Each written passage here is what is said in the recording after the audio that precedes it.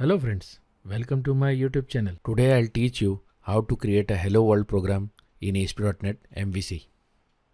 Before moving ahead, I would like to request you to please subscribe to my channel and press the bell icon. So let's start. First I'll create a new project. Here I'll select ASP.NET Web Application.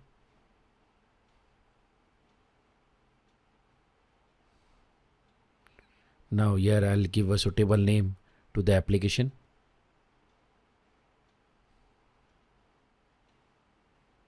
Now here I am selecting an empty project and then I am checking the MVC checkbox.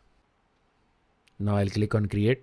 In order to teach you MVC from scratch, I am making use of a empty project. MVC pattern consists of three parts: model, view and controller. Model is used for holding data, view for displaying the data and controller for processing the data. As you can see, our project has been created. So we'll start by adding a controller. Here I am selecting empty option for the controller and then I'll click on add. Now I'll set a controller name. I'm setting the name as home, so my controller name will be home controller. So as you can see, this is how a controller looks. It has an action result method named index, which returns a view function. Now let's add a view. I will right click inside the action method and then click add view option. Now here I will uncheck the layout page option as I am not using layout page, and then I'll click add. So this is how a view looks. Now let's move to the Solution Explorer. Now inside the app-start folder, I will open the root config.cs file.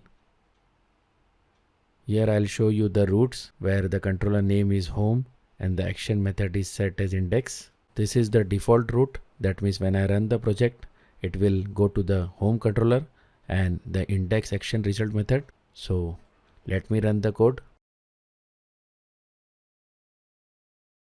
As you can see, the index view is being displayed. That means the call is gone correctly to the home controller and the index action method. Now let's close the browser and move back to the controller. So now here I'll be displaying a message from controller inside the view.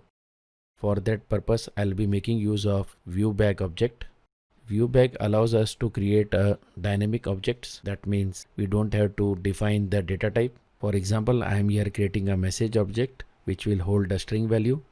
That means automatically it has been converted into a string variable. So this particular string value will be displayed in the view using ViewBag.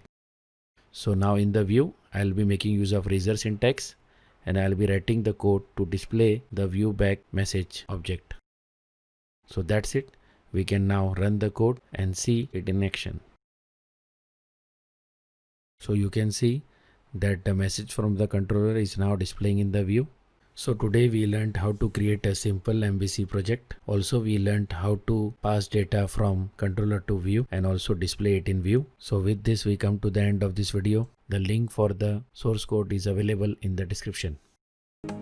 Thanks for watching. Please subscribe to my channel and don't forget to press the bell icon. See you soon.